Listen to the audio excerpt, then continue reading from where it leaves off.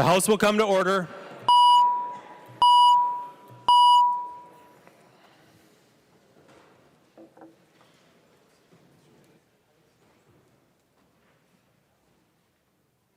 Prayer by the chaplain. On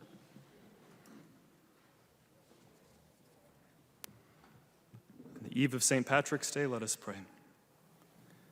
O God of truth and beauty, we thank you for the many blessings you have showered upon us for this day, and that you have given us to use for the glory of your name and the love of our neighbor. Help us to always be mindful of your purposes and plans, and help us to walk in the grace that comes only from you. May we treat each person we meet today with profound respect. May we see in you all and reverence the dignity that each individual possesses. Give us the grace to work for justice and peace, and to be especially mindful of the poor, the weak, and the needy. For whatever we do to the least of my brethren, we do to you.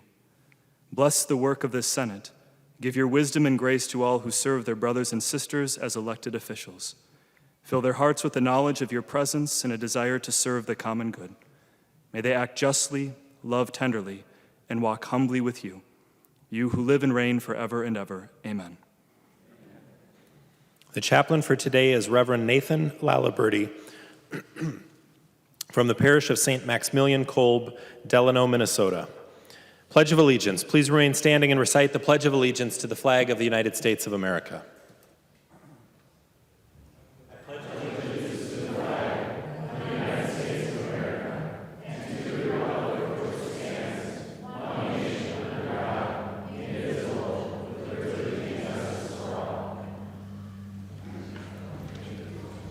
The clerk will take the roll.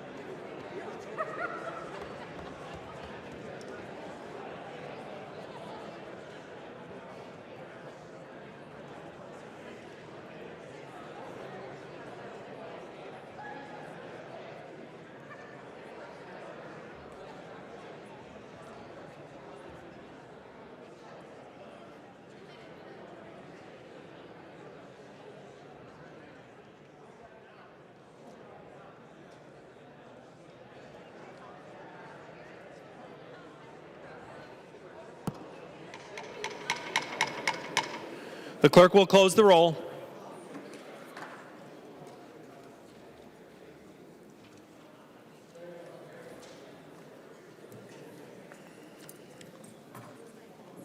Quorum is present. The clerk will read the journal of the preceding day. Journal of the House 90th Session 2017, 30th day, St. Paul, Minnesota, Wednesday, March 15th, 2017. If there is no objection, further reading of the journal will be dispensed with, and the journal will be approved as corrected by the chief clerk. Hearing no objection, the journal is approved as corrected by the chief clerk. Reports of standing committees and divisions. A copy of this order of business has been placed on each member's desk. If there's no objection, the reports will be adopted. Hearing no objection, the reports are adopted.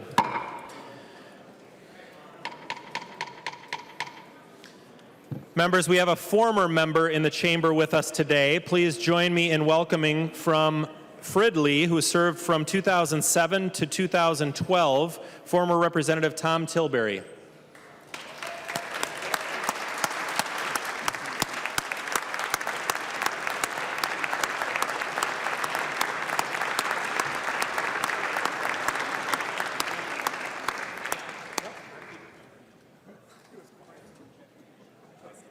Yes. Second reading of House files. Second reading House File 1046. Second reading. Second reading House File number 1204. Second reading. Second reading House File 1345. Second reading. Second reading House File 1443. Second reading. Second reading House File 1640. Second reading. Second reading House File 1702. Second reading. Second reading House File 1712. Second reading. And second reading House File 2047. Second reading. Introduction of bills.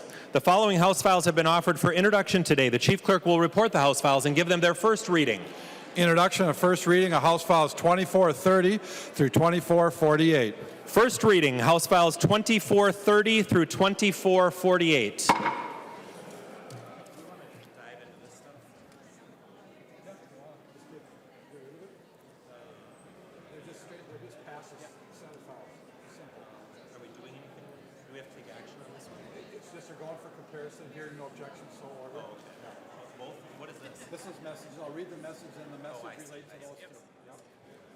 Messages from the Senate. Message from the Senate. Mr. Speaker, I hereby announce the passage by the Senate of the following Senate files herewith transmitted. Senate file numbers 151 and 662, and the message is signed Cal R. Ludeman, Secretary of the Senate. First reading of Senate files. Perfect. First reading of Senate files.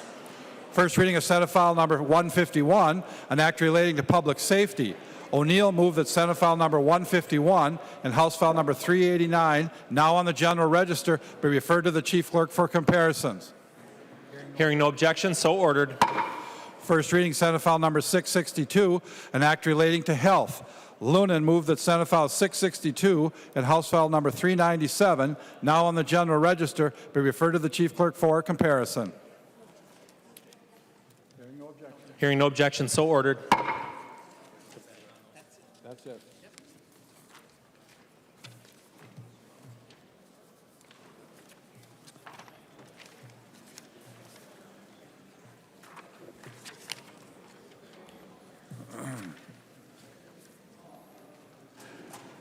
The member from Scott, Representative Loon, for what purpose do you rise?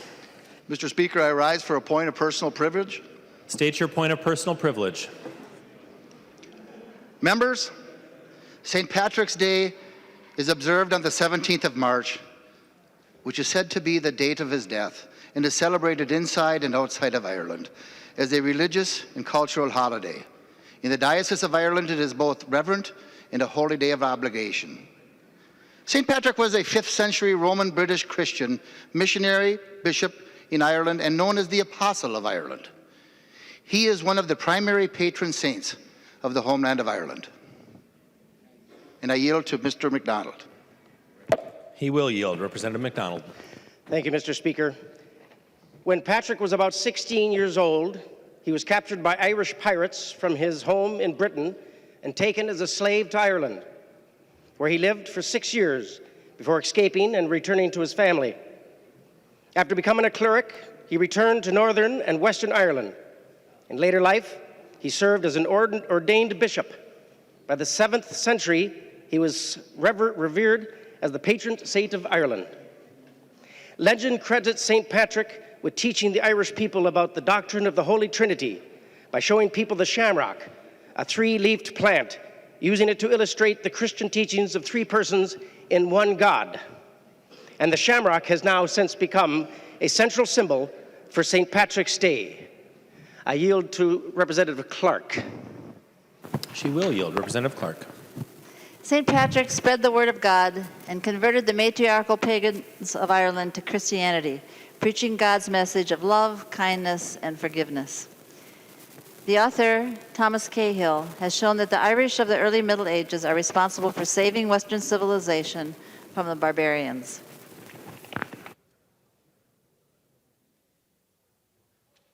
Yield, Mr. Speaker. Sorry, I am yielding to Jack. He will yield. Representative Considine. Thank you, Mr. Speaker, and thank you for Representative Clark for remembering me. Now, each year, the Irish of the 21st century are responsible for saving Minnesota from the dreariness of late winter. Irish immigrants and their descendants have brought to Minnesota an abundance of gifts, including history, lore, music and dance, wit and humor. Many members of the House of Representatives are among the descendants of those Irish immigrants. Now, therefore, I would yield back to Representative McDonald. Representative McDonald. Thank you, Mr. Speaker.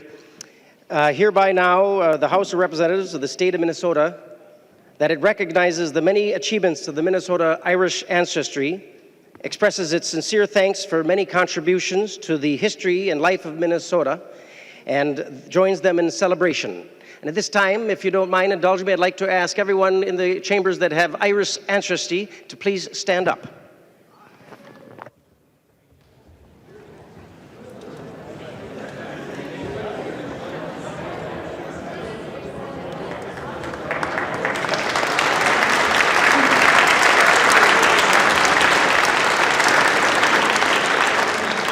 Representative McDonald. Thank you, Mr. Speaker and members. And due to the celebration of St. Patrick, Representative Constantine, Representative Clark, and Representative Jack Constantine, Jack, we have some Irish treats in the back, cookies and cold milk. So join us to celebrate throughout the session. Thank you, Mr. Speaker. Calendar for the day. The first bill on the calendar for the day is House File 1478. The clerk will report the bill. House File number 1478, number 1 on the calendar for the day, an act relating to education. Recognize the author, the member from Hennepin, Representative Loon, to introduce the bill. Thank you, Mr. Speaker and members. The bill I am pleased to present to you today and hope will gain your support has to do with what happens in the unfortunate event that a school district has to lay off teachers or have an unrequested leave of absence. Mr. Speaker, the House is not in order.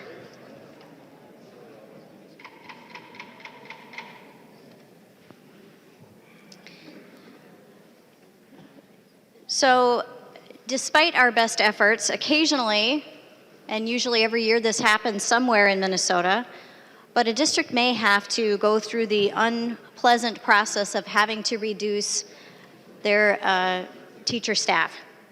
It may be that pupil counts are down, declining enrollment, maybe budgetary issues, it may be a combination of things, but this happens.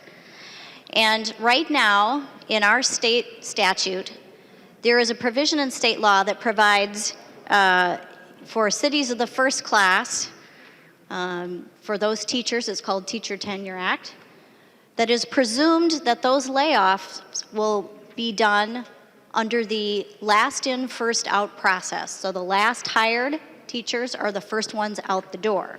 It's presumed that it's a seniority-based system unless something else is negotiated or bargained in the contracts for those teachers, again, under cities of the first class.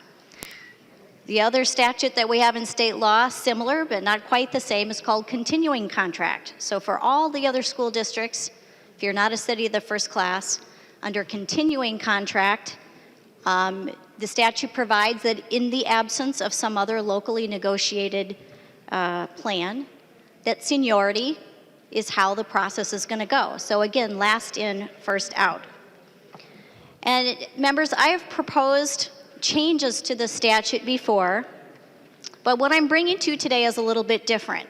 And let me make sure that everyone's clear about what the proposal is. If you were here in this body 2 years ago, we had a vigorous debate, and what I proposed to you then was that seniority was an important factor in looking at which teachers to retain, in allowing districts to look at how they retain the best teachers, their most effective teachers for students, that seniority definitely was an important factor. But I didn't feel it should be the only factor, which is what our state law currently reflects. Things like their performance, which we would know through evaluations. Every school has to evaluate every teacher within their districts every year. We have a teacher development and evaluation system that was put in place a few years ago. Those systems were developed in a cooperative basis, in a bargaining basis between administration and teachers. And those systems are underway, and they've been going on for several years now. We've been past the first summative evaluation, which happens after 3 years, and that is underway. So I felt it appropriate to say that your evaluation should be part of the consideration. And other factors that locally may be deemed to be important. There may be an effort by a school to diversify their teacher workforce, to maybe do special things to attract and retain teachers of color, to more accurately reflect the students within their school. They may be offering incentives for teachers to get a master's degree in their content area so that they can continue to offer concurrent enrollment classes. Those of you in the education world maybe are very keenly aware of some requirements that are coming from the Higher Learning Commission that are stepping up those requirements for our teachers that are doing concurrent enrollment classes. And so many of our students take advantage of that to get college credit. That may be an important consideration. There may be teachers that hold a professional certificate or some kind of a credential to be an instructor in a course that is hard to get. This happens often in the career and technical education area. Maybe the school has invested money and time in helping one of their paraprofessionals get their teaching degree and their licensure through a Grow Your Own program or something else. So there's many factors that I think would be worthy of the process to consider when going through, again, the painful unrequested leave of absence process. But as I proposed 2 years ago, there were concerns about that. There were concerns raised that I was putting into place or suggesting things that should be part of the leave process, the unrequested leave process. And school districts were already free to have a locally negotiated plan, and that is true. But what we discovered, and really through the help of some reporters that did some digging, is that virtually no districts were having locally negotiated plans that included anything other than seniority. It was all defaulting back to this state law. And I don't think that's the intent or the spirit in which this was intended to go forward or intended to be carried out. But as long as we have that default in state law, there's really no incentive for both parties to come together in good faith to the bargaining table and work out a plan that is in the best interest of our students. Again, that allows the decisions to be made of keeping the most effective teachers in the classrooms and doing the best that we can for students with the resources that district has. So, members, I've decided to not offer any fallback plans or any particular circumstances or qualifications that have to be considered. What I'm doing in this bill is simply saying the default language is struck from state law.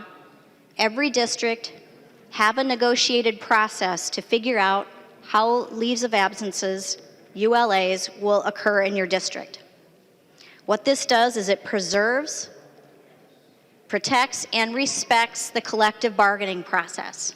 It leaves it up to that process for this determination to be made. And I think that is in the spirit of trying to respect both the important role of the teachers and their representatives in this process, as well as the administrators within the schools that, again, have to make these difficult decisions and defend them to the parents and the community members that they have to be accountable to and to represent. So, teacher effectiveness is an important thing, and I know we have wonderful public school teachers. I am proud to say that both of my daughters got all of their education, kindergarten through 12th grade, in the public schools. They both received excellent educations, and we had exceptional teachers along the way. This is not a process for sorting out teachers who aren't up to their full potential or doing as we want to. There are already processes in place for addressing that. This has to do with, again, making the tough decision of not being able to keep every teacher on your staff. How do you go about making the decision of who should be able to stay and who unfortunately cannot if you can't keep them all? So let's encourage and support and allow the collective bargaining process to work just as it does when it comes to determining wages and benefits for our teachers at the local level. Let the bargaining process work its will and develop a system that represents both what the teachers are seeking, what the administration would like, and let them come to an agreement on this important matter. And with that, I would ask for your support. There are no amendments at the desk. The clerk will give the bill its third reading. Third reading, House File Number 1478. Third reading. Discussion. The member from Hennepin, Representative Hortman. Thank you, Mr. Speaker and members. Representative Loon, I listened to the hearing on this bill in Representative Erickson's committee. I would say, Chair Erickson, you run a very tight ship. It was a very efficient hearing. I think members can find out everything they need to know about how to vote on this measure by listening to the first 2 minutes of testimony. Max Ginsberg, a teacher from Eden Prairie High School, a special education teacher, reminded the committee of the origin of this law in the first place. This law was put into place to protect teachers who were terminated when they got pregnant, or when they were of a religious minority, or because of outside political involvement. And going to a straight seniority system took the discriminatory opportunities away and made a system that was fair to everybody. If we were to adopt House File 1478 and it were to be signed into law in the state of Minnesota, we would be taking away protection for teachers against arbitrary and discriminatory layoffs. We can all remember our favorite teacher and the incredible impact that those teachers have made on our lives. So it doesn't make any sense that we would have a bill in front of us today to disrupt this security that teachers have in a system that they know how it works, everybody knows what the rules are, and they know that discriminatory reasons can't be used to lay them off at the end of the year, that there's a clear system that's fair and predictable. Max Ginsberg also talked about the impact that this would have on students to inject this issue into contract negotiations. First, the effective date of the bill would put it right in the middle of teachers' contract time period, so it would most certainly become an issue. And students would have to deal with teachers who had uncertainty in the negotiating process on this issue. We have a teacher shortage in Minnesota to address, and we should be working across party lines to address that incredible teacher shortage that's coming down the pike. Taking away protections for teachers is not going to help us deal with the teacher shortage problem. What we should be focusing on is making sure we have the resources in place so that our schools can provide adequate pay and benefits to teachers so that more people want to be in this profession. There are so many issues we could be working together on to help Minnesota schools and teachers, but taking away protections from discriminatory and arbitrary layoffs isn't something that we should be spending our time on. It is most certainly going to be vetoed by Governor Dayton, and it is taking valuable time that we could be spending on more productive conversations.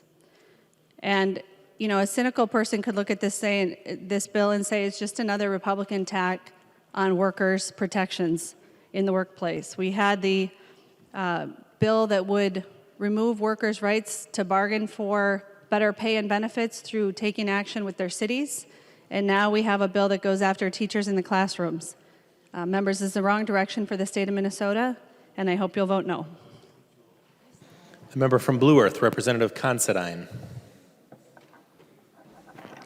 Thank you, Mr. Chair. Spring is in the air. It's St. Patrick's Day, and Representative Loon is taking a shot at the teachers again. Thank you. The member from Hennepin, Representative Hillstrom. Thank you, Mr. Speaker and members. Members, we rely on our teachers to be the person who advocates on behalf of our students. We need them to go to the administration when they're having difficulty and fight for the resources that our students need to succeed in school. Teachers rely on that protection that they've negotiated so that they know when it is that they're going to be laid off and when it is that the administration doesn't have the ability to take it out on the teacher for advocating on behalf of the student. Sometimes students need things that are expensive. Sometimes students need things that the administration doesn't want to provide. And parents and teachers sometimes both see it and are able to advocate and get things that the administration might not otherwise want to pay for. Members, when you take away a teacher's security, you take away that teacher's ability to advocate against the administration to do what's in the best interest of children. I believe that we have long fought this legal battle over whether or not this negotiated agreement for how teachers will be laid off involuntarily, and that is real settled law. Representative Loon's proposal will take that settled law and bring us right back to the courtroom. And members, who will lose? It will be our children who will lose. They will not have that teacher feeling confident in their position to advocate for an uncomfortable position against a mighty and powerful administration. I urge you to vote no. Member from Ramsey, Representative Lesh. Thank you, Mr. Speaker and members. Mr. Speaker, would Representative Loon yield to a question? She will yield. Representative Lesh. Thank you, Mr. Speaker. Representative Loon, I didn't go and listen to the hearing like Representative Hortman did, but I'm wondering, was there any testimony or are you aware of the legal implications for passing this law in light of two court cases? Number one, Hudson v. Independent School District number 77, and Laird versus Independent School District number 317. Are you aware of the potential legal implications for passing this bill in terms of ongoing litigation costs for the state or local units of government? The member from Hennepin, Representative Loon. Thank you, Mr. Speaker. Representative Lesh, I am not aware of the two cases that you mentioned, but with regards to Representative Hortman raising that, I wish she had maybe watched the rest of the hearing and the rest of the testifiers. So the teacher from Eden Prairie, a white male who came and testified concerned about discrimination, was one point of view. The other was the African-American brand new teacher who had been in a school system and as a probationary teacher, not yet with tenure, who had been laid off and was concerned about sort of protection of her rights as well. And so again, we have a system that's weighted towards teachers that have been in the system with regards to their seniority status, but no consideration for what other qualities a teacher younger or newer in the profession, not necessarily their age, but how long they've been in that school. And if they maybe help improve the culture of the school and reflecting the children within it, other factors. So while those two cases weren't mentioned, I just thought it was important to mention some of the other testimony that I thought really helped illustrate why this isn't necessarily a fair system for all teachers. Representative Lesh. Well, thank you, Mr. Speaker. And Representative Loon, clearly, because I asked you a question about the cases and you chose to use this opportunity to rebut Representative Hortman. But I asked you those questions in all seriousness. Because when you go after people's job security, whether it's a teacher, whether it's a legislator around here, okay, and for that matter, all of us every day are used to people coming in and telling us how to do our jobs. Because that is our job, to listen to people tell us how to do our jobs. Okay, that's why we have constituents coming to do that. Now, one profession that experiences that only slightly less is teachers. Since the beginning of time, since they made Socrates drink hemlock because they didn't like how he was teaching, teachers have sought job protections from people who came after them for politically motivated or unjustified reasons. And so our state teacher tenure law in both those cases is well established to protect people from being arbitrarily dismissed. Now, I understand, Representative Loon, you say, no, this is all based upon evaluations. I understand evaluations. I was a public employee for 17 years, for that matter. And I know how those evaluations went. If you made waves and you didn't toe the line, it was reflected in your objective evaluation. And some of our most progressive and aggressive teachers in terms of developing new ways to teach our kids, you see that reflected negatively in their evaluations, so-called objective. And so the teacher tenure law clearly establishes, no, they're not going to be subject to that same kind of arbitrary political attack, because teachers, more than almost any other profession, aside from politician, routinely have parents coming in telling them how to do their jobs. And if they don't toe the line, they see it in their evaluations, and they see it in political attacks. The obvious reasons why teachers have unionized to get these protections in the past. So suggesting that, no, this is an effort just at making sure we get better teachers, well-established Minnesota law, established by the Supreme Court, has said, no, that's not the case. That we have these protections in place for a reason, that they're constitutionally permissible, that they're legally valid, and they're binding in the negotiated contracts of the teachers. So when you pass this, you are going to see teachers, just like anyone else whose job is threatened, litigate on this. And rightfully so, and they should, because these protections are established based upon collective bargaining. So I think you're putting us at substantial litigation risk in trying to pass this, Representative Loon. I don't think it's well thought out in light of the facts that I just raised. I'm really curious as to see what the bill is going to come from litigation over if this passes, and I think those concerns are clearly reflected in light of the fact this is going nowhere in the Senate right now, and probably won't get signed by the governor. So I've urged members to vote no. The representative from Hennepin, Representative Carlson. Yes, Mr. Speaker, as most of the members of the body know here, I'm a retired teacher.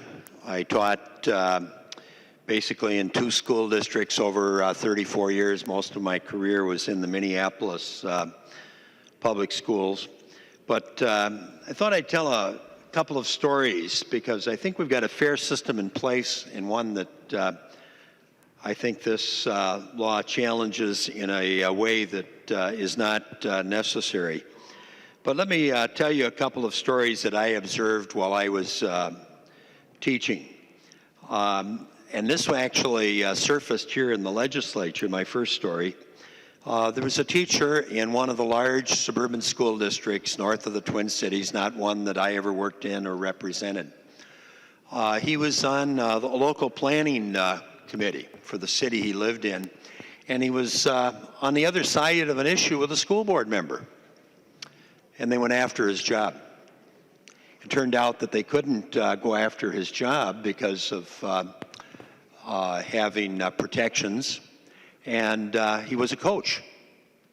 So then they went after his coaching position. Nothing to do with the issue that was before the Planning Commission. He was just in a disagreement with a school board member, quite frankly.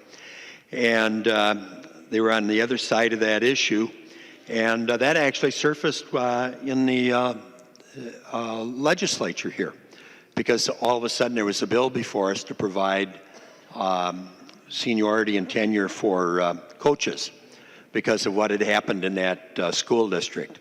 But it's just one of the examples where teachers do need some protection. Another example, when I was first elected to the legislature, I met with a local superintendent, and he was against seniority because he said, I can lay off some of the more expensive tenured teachers without, or no, they weren't tenured, without those protections.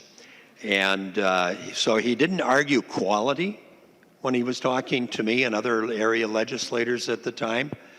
He argued just simply that the more senior teachers were more expensive and wanted to remove them on a cost basis.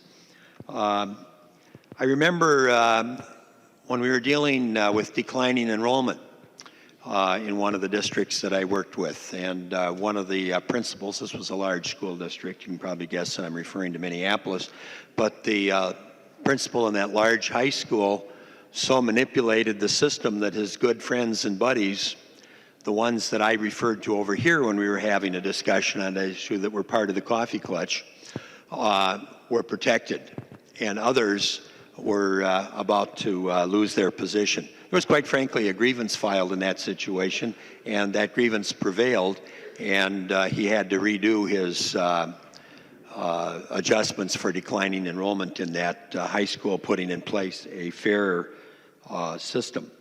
The other thing I'd like to mention is something that I observe from time to time, and it kind of goes to the point that Representative Lesh was making. That's academic freedom. Sometimes a teacher might be teaching a unit that some parents didn't agree with, and they go after the teacher. And they were probably the examples I'm thinking of following the district-wide curriculum, but there were people that didn't always agree with it, and they would go after that teacher's job. I'll give you my final example. One of the high schools I worked at, there was a conservative group that was not happy with the unit he was teaching. It was political parties. He was a government teacher. So they went after him because he was teaching political parties, and they thought that that was not an appropriate curriculum to be using in the classroom, but he was following the district curriculum, and I knew him quite well, taught in the same building, and he was probably the most conservative member of the faculty.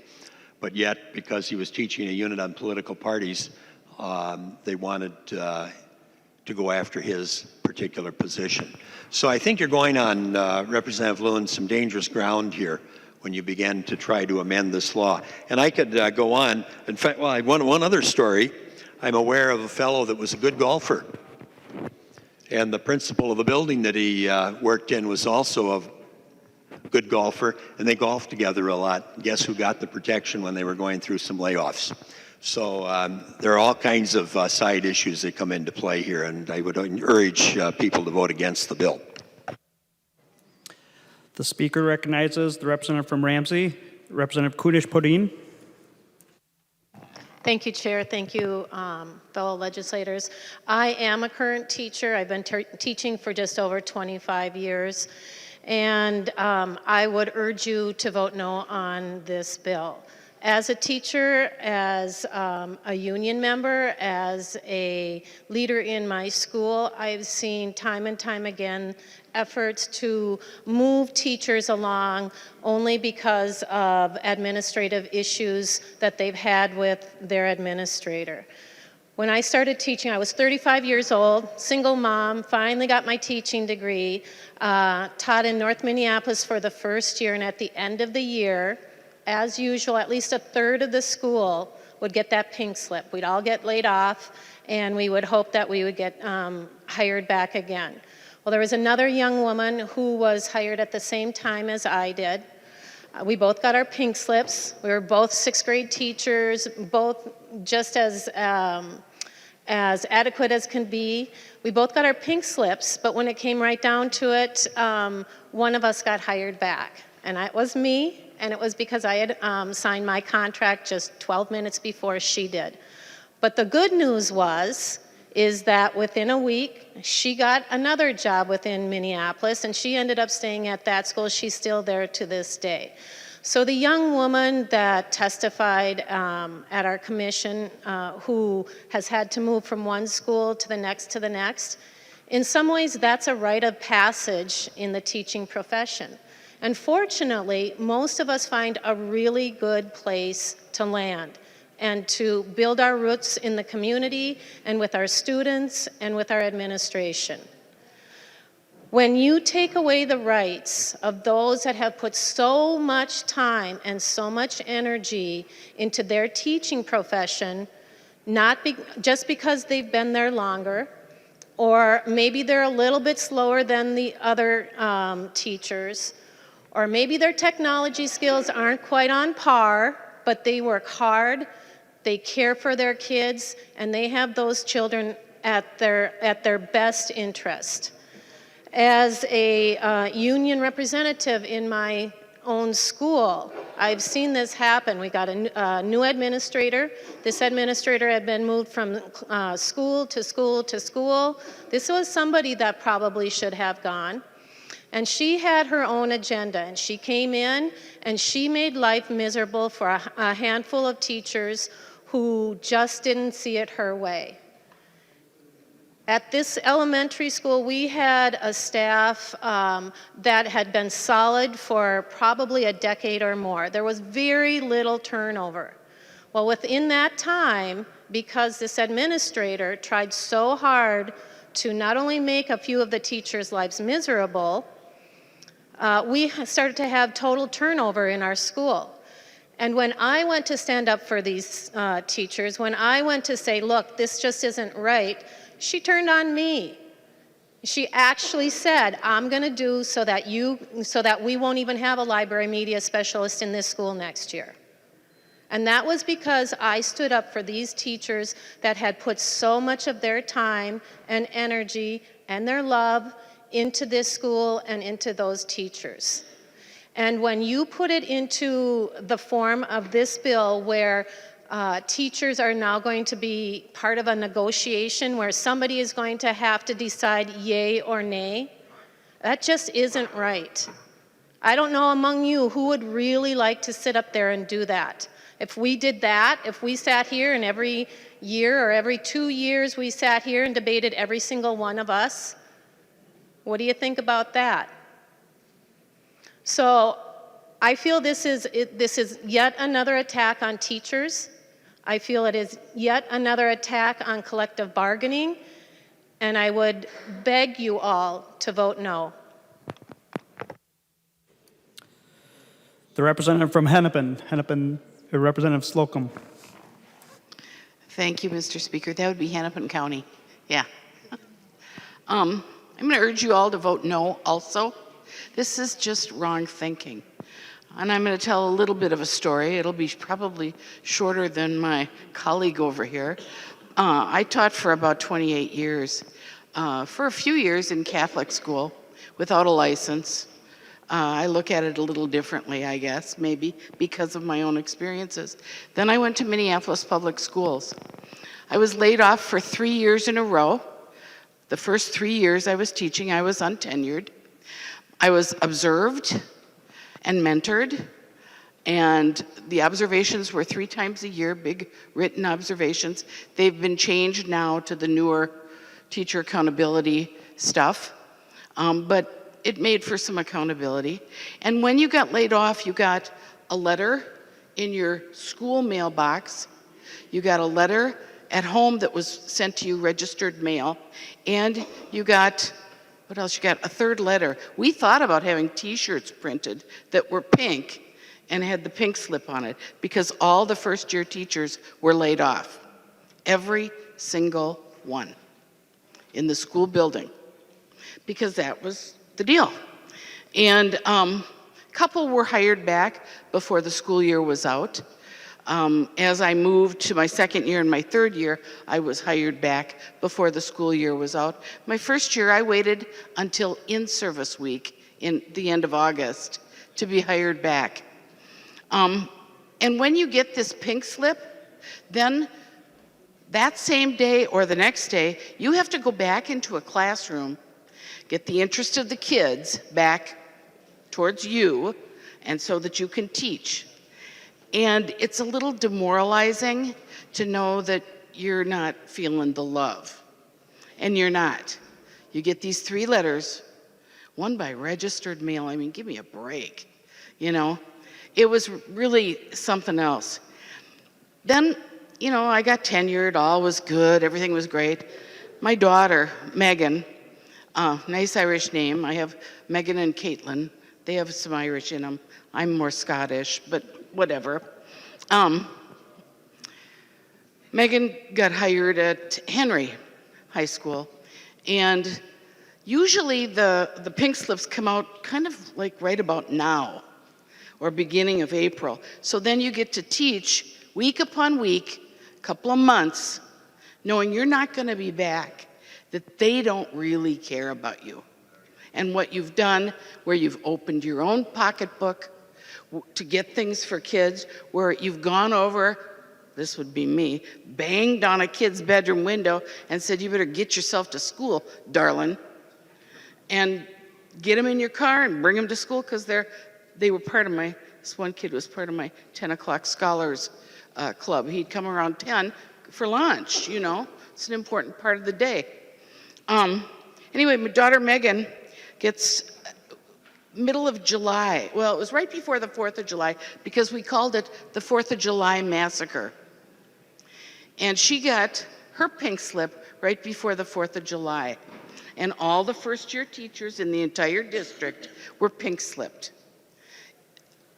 We came back from the cabin, needless to say. She was in tears. She loved it at Franklin. She got all kinds of positive reviews and positive observations, and yet, see ya. And it was just heartbreaking to watch her. Now, what she ended up doing, you know, what goes around comes around. She got a job at an intermediate and has been there since and loves it. So I'm happy about that. It's really gratifying when your child loves what they do. But to go through that was something. I've also seen in my, 20 some odd years in Minneapolis schools, I've seen principals who have hired less experienced teachers over more experienced teachers because they're cheaper. They're given a budget from the superintendent. They have to fill their budget. There's no wiggle room, as I think some of you are feeling right now, who are committee chairs over there. You're feeling like there's not a lot of wiggle room when you're given your budget target. And so what these principals would do is they would take a less experienced teacher, give that teacher the contract, and let the more experienced teacher float away. And they would do it through a bidding process and all this other stuff. But it was called balance the books. It didn't make any difference. And it was discriminatory against some of the more experienced older teachers. Some actually sued over this and won positions. But why would you want your position back when they've told you they don't want you? I urge you vote no. The system right now works. It allows fairness. It allows due process. This is just, what have we done? I'm so disappointed this session. I'm going to just tell you real frankly, very disappointing. Number one, what have we done? Oh, let's see. Booze on Sunday, critical. We would die without it. I mean, I need my home wrecker. What else have we done? This bill's going to be vetoed. This is just a poke at the unions, and, go for it. If it makes you gleeful, have at it. It's the wrong thing to do, it's wrong thinking, and you know it. Think before you vote. Don't knee-jerk. The member from Pine, Representative Rarick. Thank you, Mr. Speaker. Members, as we had this discussion 2 years ago, and I've been hearing a lot of the debate this year, it brings me back to an experience I had myself. In the early 90s, when I got into the electrical union, all the building trades were having the same exact discussion. We all had seniority at that time. The teachers have named it a little bit better. LIFO is a much better name than we had. We called it last hired, first fired. But for us, I was hearing all of these same arguments. A worker over 50 years old is never going to be able to hang on to their job. The contractors will only want the young guys who are more productive. The guys who have worked their way up through the ranks and hold foreman positions and things like that, they'll be gone. You know what? We lost seniority in the late 90s. It has never come up in our contract negotiations again. And what was so worried about has not happened. Part of the reason it hasn't happened is we are a union. We have a bargaining unit. We stand up for each other. We have a steward within that shop who stands up for you if something is done wrong. And that's exactly what the teachers have. I hear these stories about if you stand up and say something that's wrong in the school, you could be let go because of that. Well, we stand up all the time on the construction site saying, there's an OSHA violation here, or this is unsafe practice, or you're not providing us with the tools we need. And that's why we have a shop steward, and that's why we have our brothers and sisters there with us to stand with us to make sure that that's not held against us. So this idea that taking away and having seniority the only thing that's considered when you are going to have a layoff within a school is just not going to create the problems that we're talking about, because the bargaining unit is going to be part of the discussion in what the procedures will be. And the one thing I just can't help but one of the stories that we heard here, when we talk about every first-year teacher getting a pink slip, do you know why? Because of seniority. That's why the first-year teacher gets laid off. So, members, this is not the problem that we think it is. When we let the school boards and the bargaining unit come together, they will come up with the plan that is right for their area, just like the building trades did. Thank you. The member from Freeborn, Representative Bennett. Thank you, Mr. Speaker. And members, I listen to this conversation, and my first thing that comes to my mind is, who do we think teachers are? I'm listening to this, and I'm going to speak. I'm a 33-year elementary school teacher, retired about 2 years ago, so I've been in this a long time. And I think, do we think teachers are these wimpy people who can't stand up for themselves and don't have excellent skills and who aren't professionals? Because the teachers I know are all professionals, and they're excellent teachers on the whole. And we act like their world is going to fall apart if suddenly they have to stand on that professionalism. That is not a problem. When I was teaching, this came up. I remember this coming up now and then in the legislature throughout my years, and I always thought, you know what, I'm not worried about that. And I'm going to repeat the words of a colleague of mine that actually called me last weekend. She said, what's going on with this tenure thing?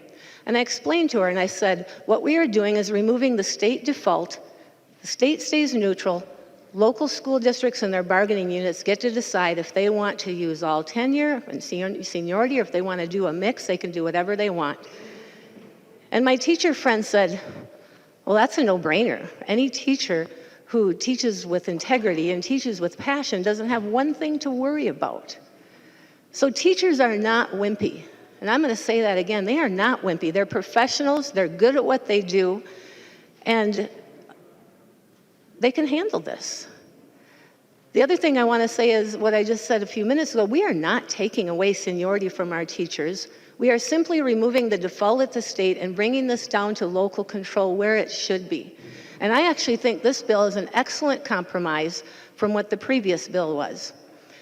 And as a former teacher, my teaching friends are very important to me. But I also, as a state representative, have to represent other parts of my communities, the parents who have spoken to me, the school board members who have spoken to me, the community members who say, hey, we're the taxpayers footing the bill, and we don't think seniority should be the only measure when teachers are being laid off. So I'll stand up for people like the young teacher of the year in a different school district than mine, who got cut because he wasn't one of the more senior teachers. And I'm going to stand up for my teacher friends who are professionals and know that they can stand on their 2 good feet as professionals because they're good teachers. They don't have anything to worry about, and I'm happy to say that we can bring this down to local control where those teachers actually have a say on what this will look like in their own district. Thank you, members. Member from Ramsey, Representative Pinto. Thank you, Mr. Speaker. I want to make sure to just remind everybody what the situation is that we're describing. We're talking about teachers being laid off, and I want to make sure it's very clear we're not talking about layoffs based on merits or performance, right? That is not the situation involved here. There are, of course, plenty of mechanisms available to review teachers, to help them improve, if necessary, to remove poorly performing teachers. If we have a concern about that, we certainly want to address that, make sure they're being used. And if we don't have those mechanisms, this is not an area of expertise for me, we certainly should create them, right? The last thing we want to do is to wait for a fiscal crunch, which is the kind of situation we're describing, to address poor performance by teachers. Any district that's waiting until they have a fiscal squeeze to address performance, that's a problem. That's not what we're talking about. We're talking about layoffs based on performances. So based on finances. So there's not enough money to pay for the staff we have. Somebody's got to be removed. It's not going to be based on the merits, so the question is, how does that work? And under current law, district and teachers can negotiate. They can determine something that works. But if there's not otherwise a negotiation, you need an objective system. Why do we need an objective system? Well, in the past, we've seen abuses, as referenced by the minority leader. I want to point out the state Supreme Court talking about this provision back in 1977, talked about how this is intended for the prevention of arbitrary demotions and discharges of teachers. This is a problem. And yes, we can say we can have the district and the teachers negotiate. Well, that's true. But if they can't reach an agreement, if you, for example, are having as part of the negotiations, teachers having to trade off a fundamental protection like this for something else, it ends up putting them in a very difficult situation. We just want an objective test, a fair test for everybody. Well, who costs the most when you've got not enough money to cover your staff? It's going to be teachers who have more seniority. They're going to cost more. And that's going to be a reason that they may well be targeted. And the advantage, of course, of seniority is that it is a very objective test. Now, Representative Rarick referenced his past work. I can reference my own, my current work actually as a prosecutor. This is how it works in my job as a prosecutor. I've got dedicated, skilled colleagues. Is there a range of performance among my colleagues? Yes, of course, right? I prefer some over the other. I have to admit that. But I got to say, and I was thinking this through, every single one, as I think about it, is really dedicated and skilled. And why is that? Well, we select well, right? We provide support and review. There's a probationary period like there is for teaching, et cetera. Some folks end up being moved on through that. And there is support. There's a culture of professionalism. That's what this is about. Now, if there's a poor performer in my work as a prosecutor, I mean, do people get reviewed? Absolutely. Absolutely they do, just like they do in teaching. But if you need a test of some kind, if you need to get rid of people, you want it to be objective. And I certainly would hope that we're not waiting until this time to get rid of poor performers. So if the layoffs are based on finances, who controls school finances ultimately? Who provide that support? We provide a lot of support for schools' finances. So Representative Rarick, first-year teachers are not being laid off because of this. Those first-year teachers receiving pink slips, that's because there was not enough funding apparently to take care of those teachers and to make sure that there was an opportunity to continue to have staff at that school district. When I was in the Minnesota public schools in the 1980s, there was a certain strong level of funding Per pupil, inflation adjusted, our level of funding is much lower than it was at that time. You adjust for inflation and look at it at a per pupil level. And even recently, right, we borrowed against schools in past sessions. So, bottom line is, I hope that this is not a sign of the majority's plans regarding funding education. Because this only kicks in if there's not enough funding to take care of the education system that we have, that we force districts to have to make these kinds of choices. Let's keep an eye on the targets, let's keep an eye on the budgets, and let's recognize that this is only necessary if we're not sufficiently funding the public schools. Please vote red. Member from Dakota, Representative May Quaid. Thank you, Mr. Speaker. Members, I want to tell you two things about myself. The first thing is I love public education. I love public education. I love our public schools. I love our public school students. I love our public school staff. And I love our public school teachers. I was educated in the district I represent now. A lot of my teachers live in my district. Their kids are now teachers in my district. And there's just nothing I love more than having that circular life of being educated in my public schools and then getting to represent those public schools in this public body. The second thing I want to tell you about myself is I love comedy. Outside of the fact that it's very obvious it makes you laugh, I love comedy because it has one rule, and that rule is yes and. And I found that yes and has been a really wonderful way to be a legislator. So when this bill came to committee, I sat in the Education Committee, Representative Loon, I did understand what you were talking about. And I really wanted to understand more of how we could get folks around the table to come to a system that worked better, that didn't set off one side or the other. And I brought that with me when I went home. Every Friday, I shadow a public school teacher in their classroom, special ed, K through 12, homeschool, the ALC, charter school. And I was thinking about all of the conversations I've had with our public school teachers in their classrooms. No one asked me to help them figure out a way to lay them off better. They asked for more funding, smaller class sizes, mental health, counselors, nurses, STEM, special education funding, gifted and talented funding, gym, the arts, but no one asked for this. And so I wanted to get to a place on this where I felt really good about my decision, and then I remembered the yes and. Because we are talking about what happens, like Representative Pinto said, when we have to lay off teachers. We have a $1.6 billion surplus. We should not be figuring out how to help districts lay off teachers. We should be having the conversation of how to invest in our schools, how to invest in our teachers, how to invest in our students. And like Representative Pinto said, I'm so very concerned that of the 10 bills we've heard on this floor, it's how to handle teachers when we don't have enough funding in our schools. Because it feels like notice that our schools aren't going to have enough funding. So my urge to you, my ask to you today, is to vote no, because with a $1.6 billion, with a B, dollar surplus, our time, our energy, our love for our students and our teachers in this state should drive a conversation about investments, should drive a conversation about how we can support more teachers of color, and how we can make sure we still have effective teachers in the classroom and not have to lay off those teachers at the end of every year. So members, I urge you to vote no on this because we can have a better conversation.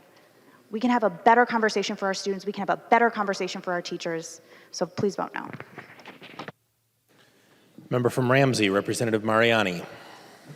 Well, thank you, Mr. Speaker and members. And I'm about to make my good friend, Representative Mahoney, really happy because I am going to keep this really short because my colleagues have gotten up and made all the arguments that need to be made, particularly the last two that we just heard.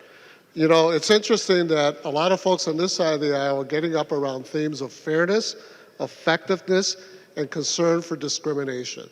That shouldn't be a partisan thing. That should be all of us. Those are our themes here.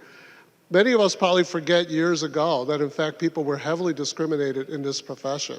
If you're a young teacher, you got pregnant, you were out. If you're a woman, you were out. If you were older, you were out. It was just cheaper to do it that way. That's why this language is here. And so, members, I'm not going to repeat the arguments. We have a powerful evaluation system in this state. I've joined with members on the other side of the aisle. I paid a price for that. I fought with some of my friends at Minnesota over that issue, an alt-cert issue, and other issues. So I'm not going to stand up and just blindly support this profession. I'm standing up to say no to this because this is the wrong thing to do, and it's going to erode the importance and the effectiveness of our teaching corps in our state. So members, please vote no.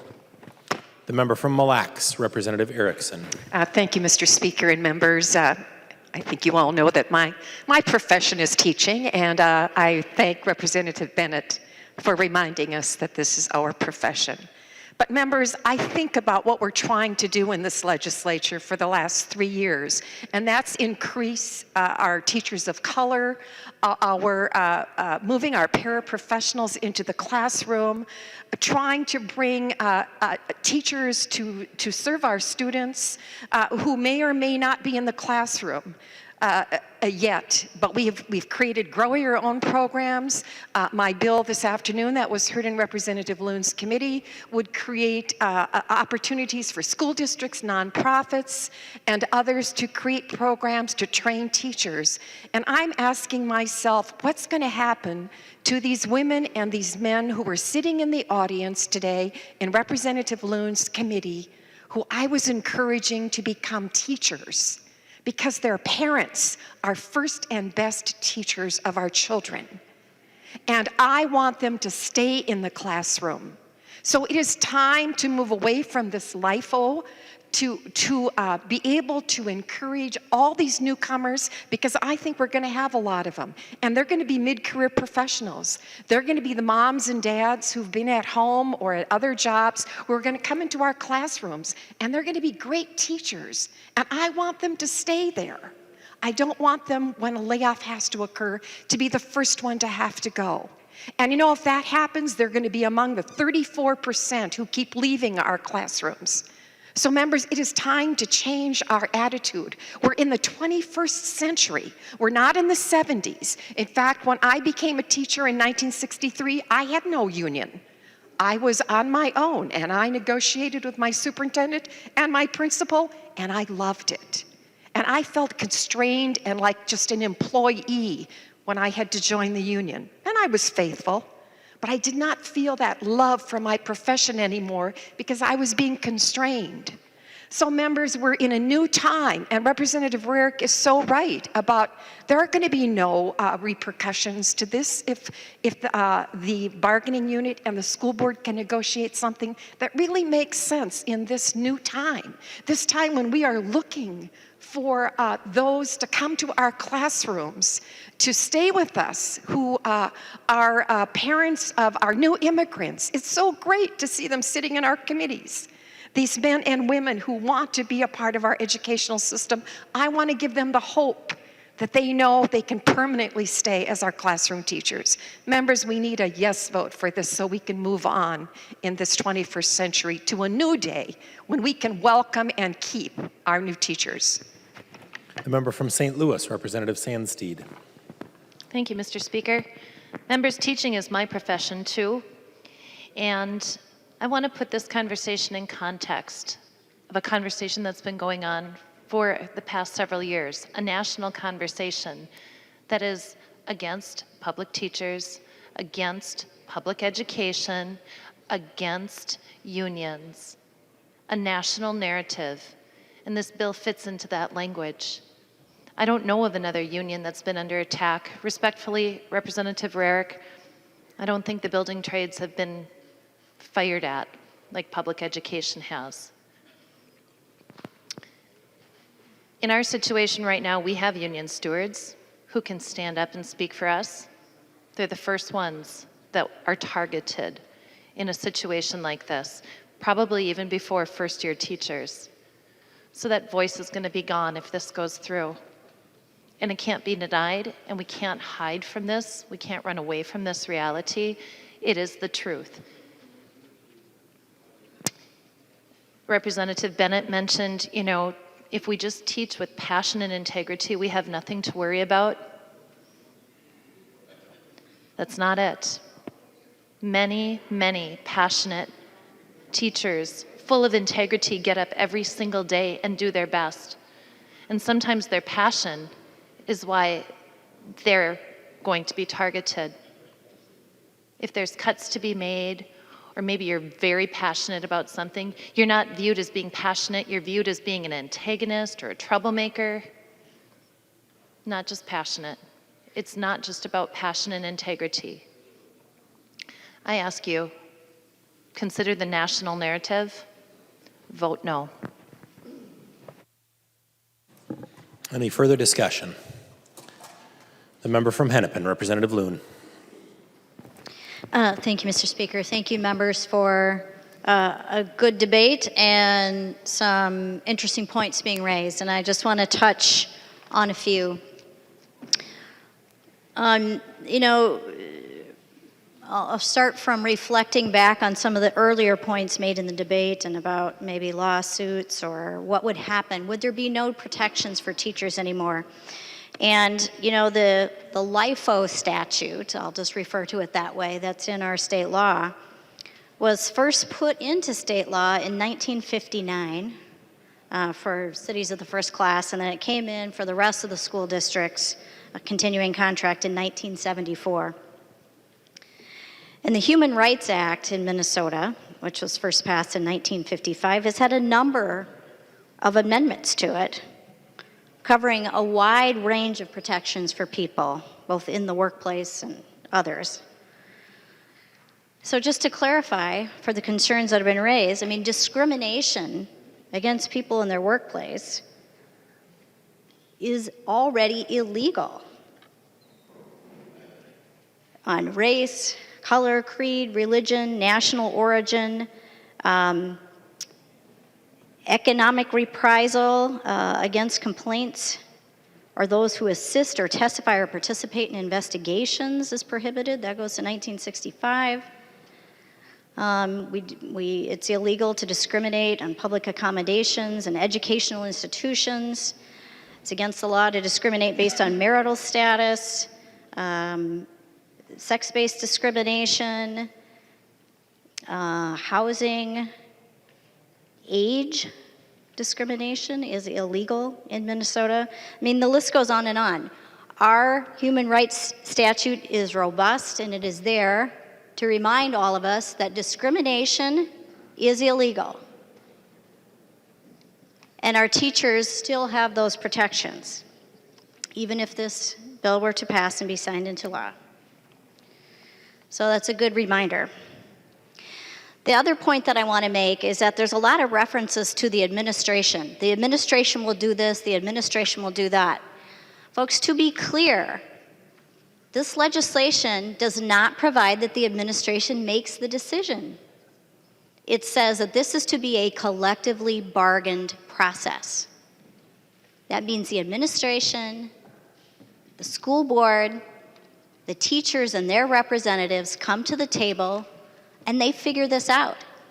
Someone asked me yesterday, what happens if they come to the table and decide that we're going to keep the seniority-only system, we're going to keep LIFO? Yep, that absolutely can happen. That can happen. All this says is those two parties have to sit down and have this discussion and create a plan. Again, I have tried to propose in the past that other factors, such as teacher effectiveness, should be considered.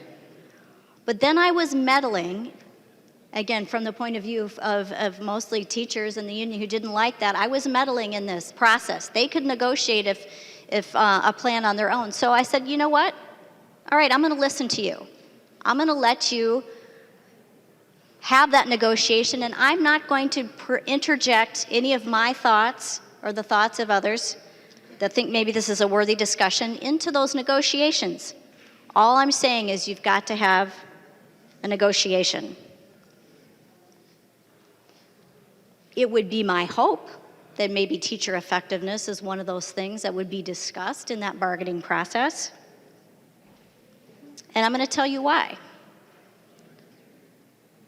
In a 2010 national study, the National Center for Analysis of Longitudinal Data in Education Research, they found that 5 out of 6 teachers that were removed under a last in, first out would have remained in the classroom if teacher effectiveness was the system or the process that was used.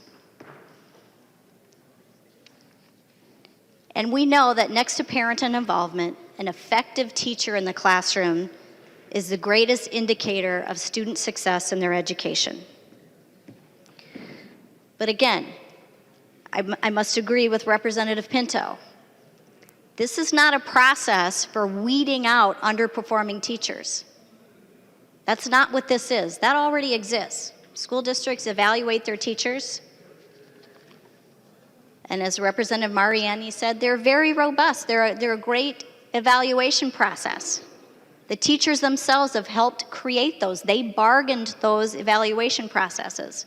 But even though they bargained them, there's resistance to using them for this process. So I'm not going to suggest that. I'm just going to suggest that there needs to be a conversation locally about who's going to be laid off if we're in that unfortunate situation. And I hope we don't have to have this happen.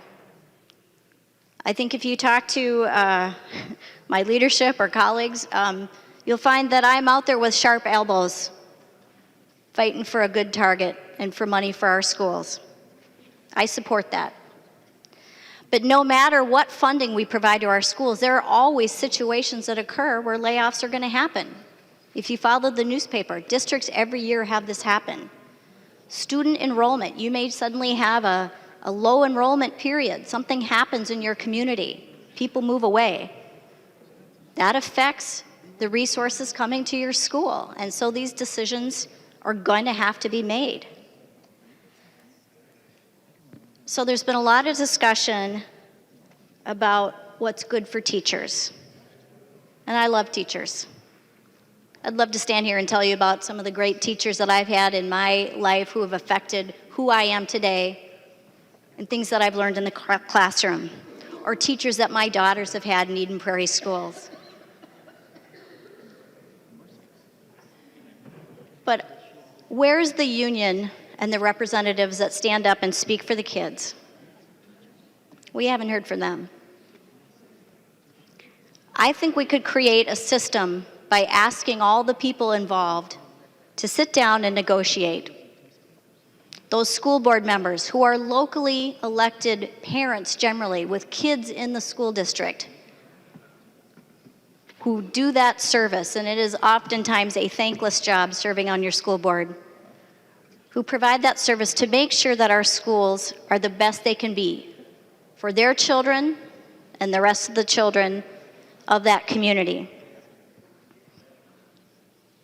We have a system now that does not take into account maybe newer teachers in that system, younger teachers, teachers that maybe come in full of vigor and life and great ideas, and they inspire their students, and they're getting great results. The growth charts for those kids and in their educational attainment are off the charts. But you know what? If there's a layoff, it just doesn't matter. Why would any young person, why would any millennial, I happen to have two of my own, want to go into a profession where how well you do your job does not matter if there's a layoff? Really? That's a rite of passage that we should be defending and supporting? How well you do your job is not a factor and should not be considered. That's what we're saying if you vote no. So, protect the collective bargaining system, respect it. That's what this bill does. Teachers, bring your representatives to the table. School board, have your representatives come to the table. Figure out what's good for the kids in your system. One that respects the teachers and one that does what's best for our students. Members, I ask you, it is time to vote yes on this bill. Seeing no further discussion, the clerk will take the roll on the bill.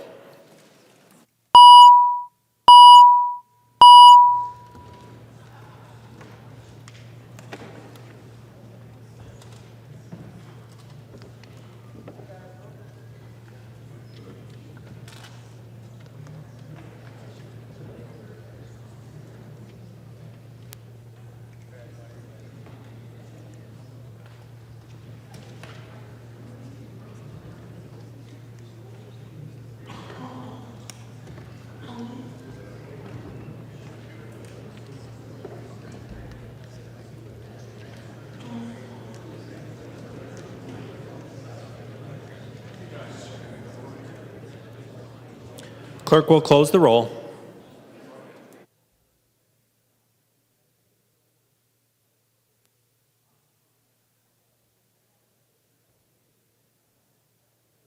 There being 71 ayes and 59 nays, the bill is passed and its title agreed to.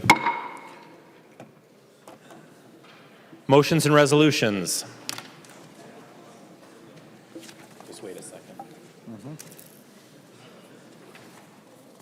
There are copies of the non-controversial motions at the House desk and online. If there's no objection, we'll take action on these motions first. Hearing no objections, the motions prevail. There are 3 motions at the desk. The clerk will report the motions. Zerwas moves that House File Number 1660 be recalled from the Committee on Health and Human Services Reform and be re-referred to the Committee on Health and Human Services Finance. Recognize the member from Sherburne, Representative Zerwas, to your motion. Thank you, Mr. Speaker and members. That is my motion to recall and refer House File 1660 from HHS Policy to HHS Finance. Discussion on the Zerwas motion. The member from Olmsted, Representative Liebling. Thank you, Mr. Speaker. Would Representative Zerwas yield to a question? He will yield. Representative Liebling. Thank you, Mr. Speaker. Representative Zerwas, I got a copy of the bill, and it looks like it's a policy bill. Is this just, could you explain a little bit why, other than just maybe missing the deadline for the policy committee and trying to keep the bill alive? The member from Sherburne, Representative Zerwas. Mr. Speaker, members, Representative Liebling, House Bill 1660 is a food shelf appropriation bill. The bill was heard and debated and passed the last budget cycle. At that time, it was a 1-year appropriation. The bill does the same thing. We just want to keep the appropriation going for our community food shelves. The member from Olmsted, Representative Liebling. Thank you, Mr. Speaker. And if Representative Zerwas would yield again. He will yield. Representative Liebling. Thank you, Mr. Speaker. Representative Zerwas, so I think I'm understanding you to say that it really isn't policy. It's really just extending an appropriation, so it really belongs in finance. Is that what you're telling us? He will yield. Representative Zerwas. Thank you, Mr. Speaker. Thank you, Representative Liebling. Yes, absolutely. That's my motion. Any further discussion on the Zerwas motion? Seeing no further discussion, all those in favor signify by saying aye. Those opposed, no. The motion prevails. Drazkowski moves that House File Number 2131 be recalled from the Committee on State Government Finance and be re-referred to the Committee on Health and Human Services Finance. The member from Wabasha, Representative Drazkowski, to your motion. Thank you, Mr. Speaker. Members, that is my motion. Have approval from both chairs of both committees to move the bill over. It doesn't need to be heard in the initial committee. The funding for the audits in this bill are from the area of HHS. Thank you, Mr. Speaker. Any discussion on the Drazkowski motion? Seeing no discussion, all those in favor signify by saying aye. Those opposed, no. The motion prevails. Anselmo moves that House File Number 2150 be recalled from the Committee on Health and Human Services Reform and be re-referred to the Committee on Health and Human Services Finance. Recognize the member from Hennepin, Representative Anselmo, to your motion. Mr. Speaker and members, I would like to move that House File 2150 be recalled from the Committee on Health and Human Services Reform and be referred to the Committee on Health and Human Services Finance.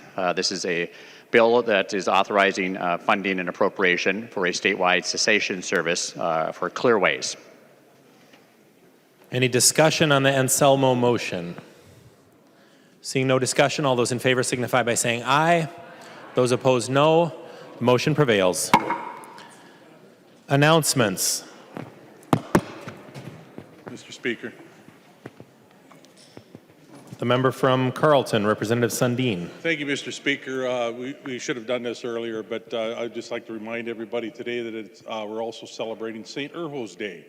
That's when the Finnish people traditionally put on the purple and celebrate the expulsion of grasshoppers from Finland. So I have to go back to the town of Esko, which is predominantly the the Finn capital of Minnesota. But that said, I just would be remiss if I didn't mention this very, very important holiday up in Carleton County. And the Elder Metza posed a question to me, and he He asked, why are mermaids so doggone beautiful? I don't know, I'm looking for an answer. Representative Eklund. Well, thank you, Mr. Speaker, and it's because they're half fin. Announcements. The member from Brown, Representative Torkelson. Thank you, Mr. Speaker. The House Transportation and Finance Committee will reconvene in room 10 at 5:10. Further announcements. The member from Hennepin, Representative Loon. Thank you, Mr. Speaker. Members of the Education Finance Committee, we will reconvene in room 200 at 5:15. The member from Washington, Representative Dean M. Thank you, Mr. Speaker. Members, Health and Human Services Finance will be in the basement at 6. Any further announcements? The member from Hennepin, Representative Pepin. Thank you, Mr. Speaker. I move that when the House adjourns today, it adjourns until 3:30 p.m. Monday, March 20th, 2017. Representative Pepin moves that when the House adjourns today, it adjourns until 3:30 p.m. on Monday, March 20th, 2017. All those in favor say aye. Those opposed, no. The motion prevails. Representative Pepin. I move that the House do now adjourn. Representative Pepin moves that the House do now adjourn. All those in favor say aye. Those opposed, no. The motion prevails, and the House stands adjourned until 3:30 p.m. on Monday, March 20th, 2017.